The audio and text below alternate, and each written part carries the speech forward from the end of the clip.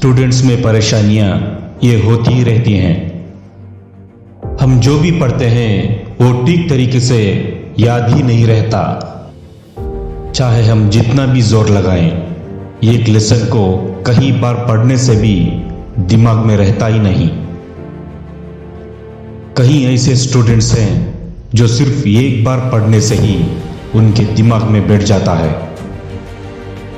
हम लोग कई सारे स्टूडेंट्स को या फ्रेंड्स को देखा भी है,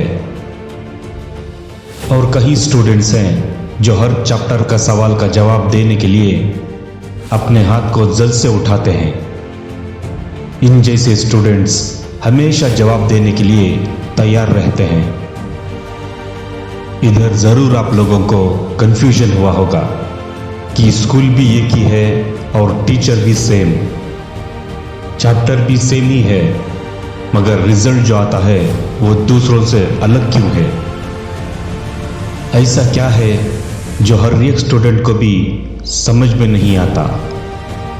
इधर ही है ट्विस्ट कि किस तरह से अपने पढ़ाई को याद रखें। अब मैं जो कहने जा रहा हूं इसको जरा ध्यान से सुनो। आप जब भी पढ़ाई पढ़ते हैं, उस पढ़ाई को ठीक से दिमाग में रखने के बजाय आप लोग उससे ठीक से अपने दिमाग में रखते ही नहीं। जितना आपकी पढ़ाई को दिमाग में स्टोर नहीं करते, आपको कुछ भी याद आएगा नहीं।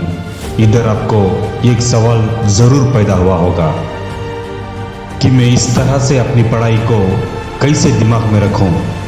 सवाल थोड़ा मुश्किल है, मगर इसका जवाब उतना ही आसान है।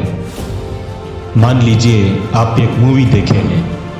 उस मूवी में क्या हुआ, किस तरह से शुरुआत हुई और इंटरवल में क्या हुआ और मूवी के एंडिंग में क्या हुआ था, इन सारे सवाल का जवाब आपको अच्छे से याद रहता है, क्योंकि जो मूवी आपने देखी थी उसमें हर एक कैरेक्टर को विजुअल के जरिए दिखाया गया था।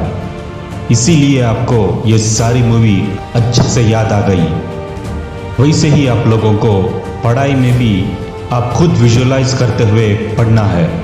मैं इतना दिखावे के साथ कह सकता हूँ कि 100 आउट ऑफ 80 मार्क्स तो आपको ज़रूर याद रहेगा कि आप क्या पढ़े थे। मूवी का जो कॉन्सेप्ट था, उसी कॉन्सेप्ट को अगर पढ़ाई में इस्तेमाल करें तो ज़रूर आप लोगों को फ़ायदा होगा।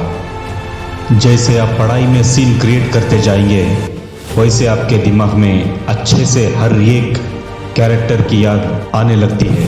और जब भी आप पढ़ाई को पढ़ने शुरू करेंगे, आपको एक मूवी को प्ले करते हुए पढ़ना है। आपको ज़रूर सब कुछ बड़ी आसानी से याद आने लगता है, और आपको जो बोरिंग चैप्टर लगता था वो भी आपको बहुत इंटरेस्टिंग लगने लगेगा।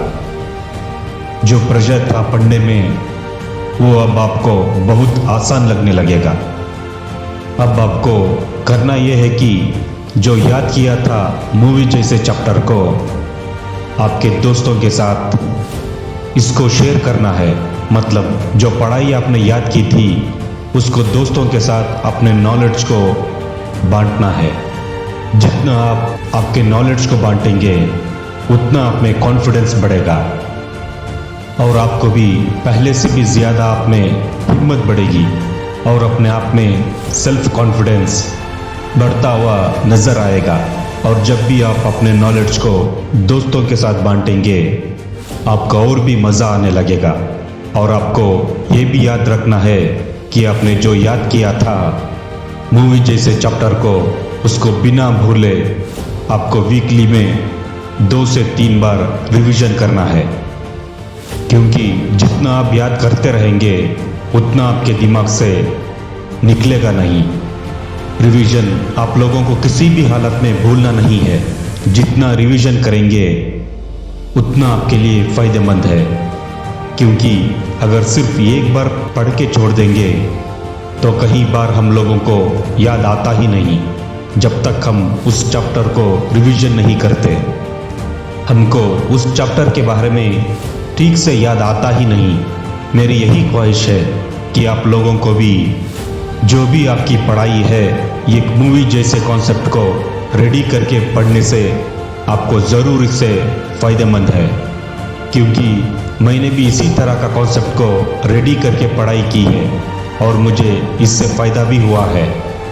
ये 2.5 आवर मूवी को आप वो भी अंधेरे में देख के अच्छे से याद रखते हैं, तो 6 से 8 घंटे की पढ़ाई को आप क्यों नहीं याद रखते? आप ज़रूर याद रखेंगे। खुद को दूसरों से बेहतर समझिए और जी तोड़ मेहनत कीजिए। नामुमकिन इस दुनिया में कुछ भी नहीं है। मेरे इन सारे बातों से अगर आप सहमत हैं तो ज़रूर आप इस वीडियो को जितना हो सके उतना शेयर, लाइक और सब्सक्राइब ज़रूर करें।